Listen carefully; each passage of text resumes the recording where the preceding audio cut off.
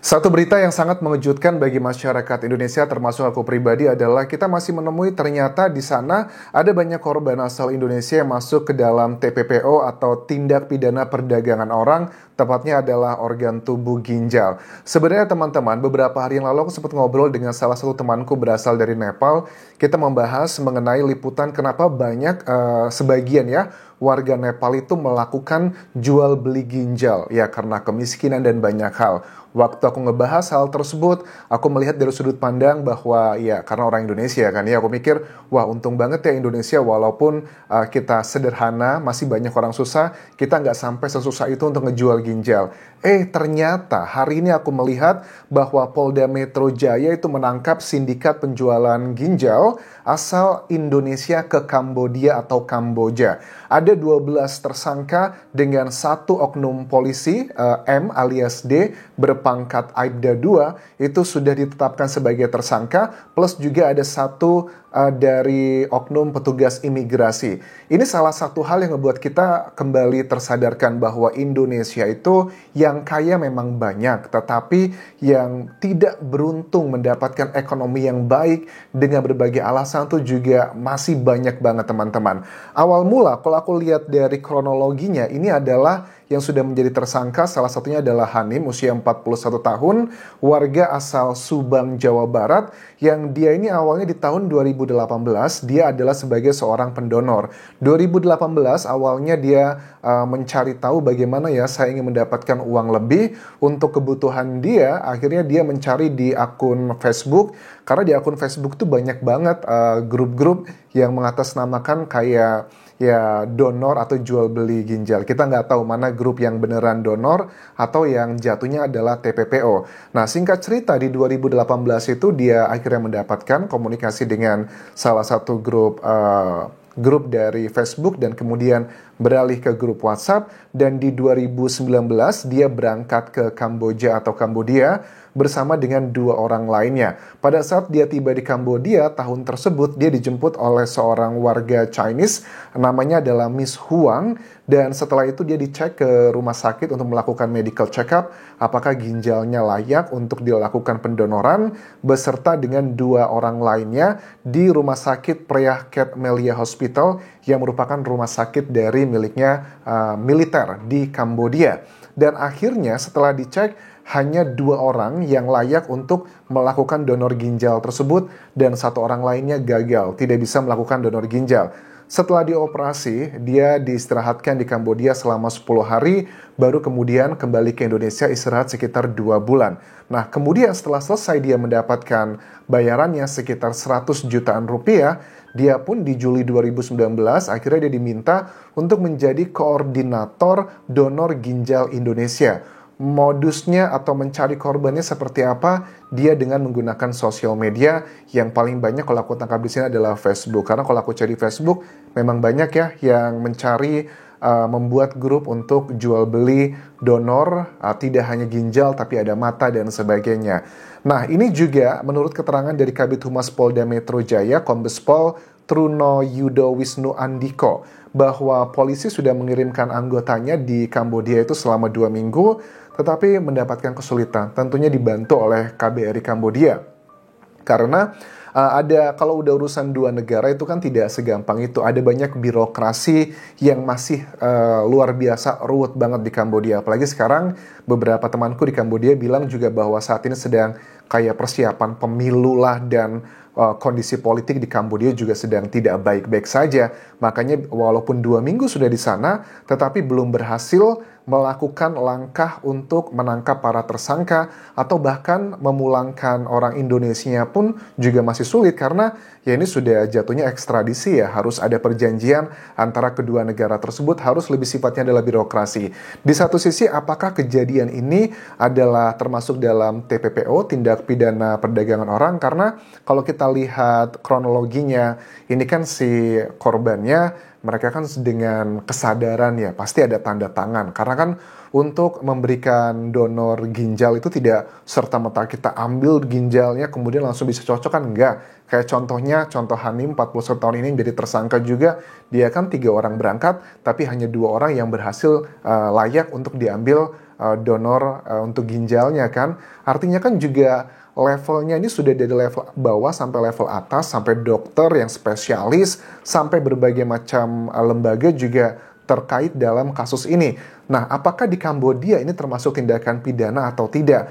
Dan di Indonesia dikategorikan sebagai tindak pidana. Tetapi kalau kita lihat dalam beberapa keterangan meeting di Indonesia beberapa waktu lalu negara-negara ASEAN terkait dengan TPPO, harusnya ini sudah ada persamaan bahwa ini termasuk tindak pidana perdagangan orang. Karena kan perdagangan orang itu tidak melulu adalah mengenai kayak servisnya atau jasanya atau juga manusianya, tapi juga organ tubuh bisa seperti itu. Ada banyak yang bilang, beberapa pengamat mengatakan bahwa ya sudah kita buat legal saja untuk donor organ agar menghindari hal seperti ini. Nggak bisa kita pungkiri teman-teman, kalau dibilang ini adalah penipuan, ya ada unsurnya ke sana. Karena kan kalau aku lihat dari kasus ya, walaupun menurut keterangan dari penyidikan dikatakan bahwa rata-rata warga Indonesia yang mendonorkan ginjalnya tersebut, mereka mendapatkan honor tuh fee-nya sekitar 100 jutaan rupiah ya, dan 60 jutanya itu untuk berbagai macam orang, untuk persiapan oknum-oknum ataupun juga persiapan semuanya. Menurut aku nggak yakin apa yang disampaikan itu benar. Kalau seandainya nih ya, bahwa para korban itu mendapatkan 100 juta, aku yakin banget sebenarnya dia mendapatkan mungkin beberapa ratus juta. Nggak mungkin kalau hanya dipotong 10-40%. Aku yakin potongannya jauh lebih tinggi. Misalnya kalau aku lihat kasus yang di Nepal. Nepal ini teman-teman, ini banyak banget. Ada satu desa yang dibuat liputan dokumentarinya. Satu desa ini terkenal dengan penyuplai donor untuk ginjal ke India. Dan itu yang banyak banget. Misalnya ada beberapa kasus di sini. Nepal umumnya adalah karena faktor kemiskinan dan ada beberapa yang ditipu. Banyak sejumlah orang yang mendonorkan ginjalnya di Nepal itu hanya demi kebutuhan ekonomi. Misalnya dia mau menikah, untuk modal nikah, untuk modal buka usaha, ataupun juga untuk modal dia mau membuat sebuah album. Ini ada salah satu korban, dia tuh dibohongi, katanya manusia itu memang bisa hidup dengan satu ginjal, katanya nggak bakal ngefek, kesehatannya oke-oke aja. Nah ini yang kayak dibodoh-bodohin masyarakatnya sama sejumlah orang di sana untuk mendapatkan ginjal tersebut, padahal ada sebagian orang atau warga Nepal pada saat dia sudah menyerahkan satu ginjalnya di donor, dia mendapatkan permasalahan. Dia sekarang duduknya di kursi roda, kemudian dia tidak bisa mengontrol saat dia mau buang air kencing atau air urin, terus juga dia sering demam, dia sering pusing, dia sering sakit, dan efeknya dia harus lumpuh seperti ini. Nah ini adalah salah satu hal yang tidak kita maui, bahwa ya kalau memang orang, ya aku juga nggak bisa mengontrol ya pada saat kan ada yang bilang gini, kan itu haknya orang itu mau memberikan donornya kemanapun, itu hak dia. Tetapi kalau di aturan Indonesia teman-teman dan juga luar negeri, yang namanya mendonor itu harusnya tidak ada transaksional. Saya beli sekian, kamu jual sekian, itu kan jatuhnya transaksional. Aku lihat kalau masuk dalam TPPO itu adalah pada saat bagian ada transaksi uang tersebut. Tetapi kalau kita mendonorkan dengan sukarela, tidak ada meminta uang, atau karena mungkin karena kedekatan, atau bahkan diberikan uang, tetapi uang tersebut bukan untuk membeli ginjal tersebut, tetapi lebih karena ke masalah ucapan terima kasih atau bagaimanapun istilahnya, itu tidak termasuk TPPO, tindak pidana perdagangan orang. Nah dari kasus di Nepal ini bisa ditarik kesimpulan teman-teman bahwa aku yakin tidak semua korban yang memberikan ginjalnya tersebut, mereka sudah knowledgeable mengenai resiko yang harus mereka hadapi. Kan ada yang bilang bahwa beberapa korban yang terjaring dalam kasus ini tuh ada yang lulusan S2, ada juga yang guru, tapi bukan bermaksud merendahkan ya.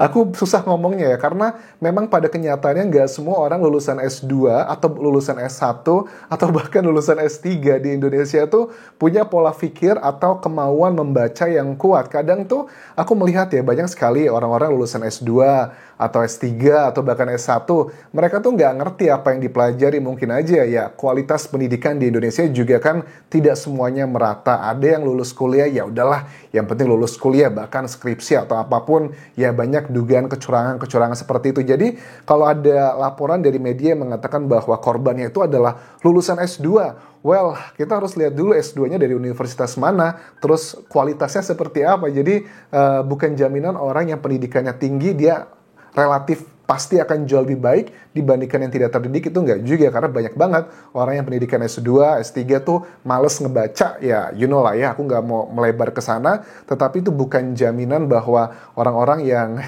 punya pendidikan tinggi akan jauh lebih baik. Itu enggak juga. Tapi kan kayak misalnya 100 juta gitu, langkah 100 juta untuk seperti ini teman-teman, itu kan nggak worth it lah ya. Harusnya memang bagaimana cara mengatasi dan juga membuat masyarakat tidak mau menjual ginjalnya lagi adalah dengan cara edukasi, dengan cara misalnya memberikan contoh nih dari Nepal, sebuah desa yang banyak warganya menjual ginjalnya dan ternyata banyak juga yang mereka tuh kualitas hidupnya menurun, sakit-sakitan dengan uang yang, kalau di Nepal ini ada satu case remaja pemuda lah ya yang ngejual ginjalnya demi untuk membuat musik video karena dia seorang musisi katanya.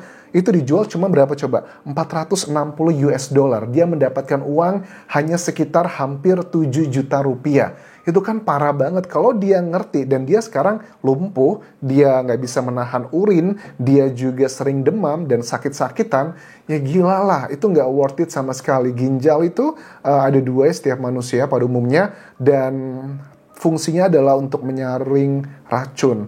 Kalau salah satunya sudah tidak berfungsi dengan baik, ya pasti akan berefek ke tubuh kita. Apalagi kalau kita juga bukan berasal dari keluarga yang kaya raya, kita kerjanya juga banyak, artinya akan banyak stres, akan banyak kuman-kuman yang masuk ke dalam tubuh kita. Kalau ada cuma satu ginjal, harusnya dua ginjal, pastinya kan akan mempengaruhi kualitas hidup kita. So, menurut aku ini harus segera kita basmi hal seperti ini, karena aku yakin sebenarnya banyak yang ditipu sama para sindikat ini, dibilang nggak apa-apa satu ginjal. Kan kayak yang rata-rata yang menjadi perekrut itu juga dulunya pernah menjadi korban atau pendonornya. Mungkin dia ngasih contoh, nih buktinya saya diambil nih ginjalnya satu, sekarang baik-baik aja kok. Padahal kita nggak tahu 5 tahun lagi atau 10 tahun lagi, kan itu pasti akan berbeda juga kondisinya. Terima kasih sudah menonton, sampai ketemu lagi di video berikutnya. Tinggalkan like dan juga komen, subscribe channel YouTube ini, follow Instagram dan juga Facebook pageku di Anjasa Semara. Sampai jumpa.